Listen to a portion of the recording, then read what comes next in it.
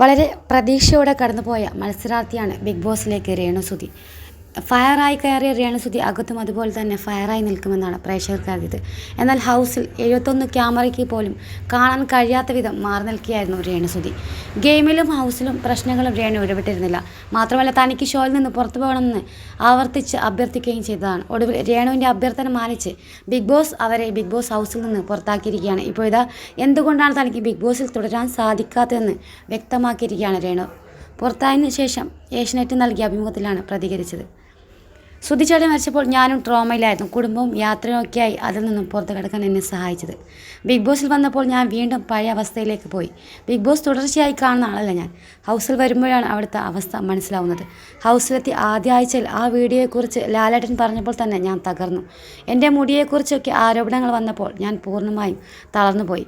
അങ്ങനെ വീഡിയോ ചെയ്തു വെക്കാമോ എന്നൊക്കെ അറിയില്ലായിരുന്നു.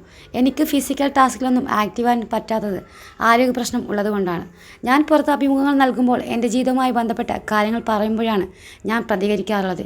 എന്നാൽ എന്നെ സംബന്ധിക്കാത്ത കാര്യങ്ങൾ തലയിടാത്ത വ്യക്തിയാണ് ഞാൻ. കിറ്റ് ചെയ്തതിൽ യാതൊരു കുറ്റബോധവും ഇല്ല എന്നും എന്നെ നെഗറ്റീവ് പറഞ്ഞവർക്ക് മുമ്പിൽ ബിഗ് ബോസിലേക്ക് വിളിക്കില്ല, വിളിച്ചാൽ ഒരു ദിവസം പോലും നിൽക്കില്ല എന്ന് പറഞ്ഞവർക്ക് മുമ്പിൽ ഒരു ദിവസമെങ്കിലും ഒരു ദിവസം ഹൗസിൽ നിൽക്കാൻ പറ്റിയത് വലിയ കാര്യമാണ്. എനിക്കത് സാധിക്കുമെന്ന് എനിക്ക് തെളിയിക്കണമായിരുന്നു. പക്ഷേ എനിക്കത് സാധിച്ചില്ല. കൂടുതൽ BB അപ്ഡേറ്റുകൾക്കായി ഈ ചാനൽ സപ്പോർട്ട് ചെയ്യാനും കൂടുതൽ കാണാൻ മറക്കല്ലേ.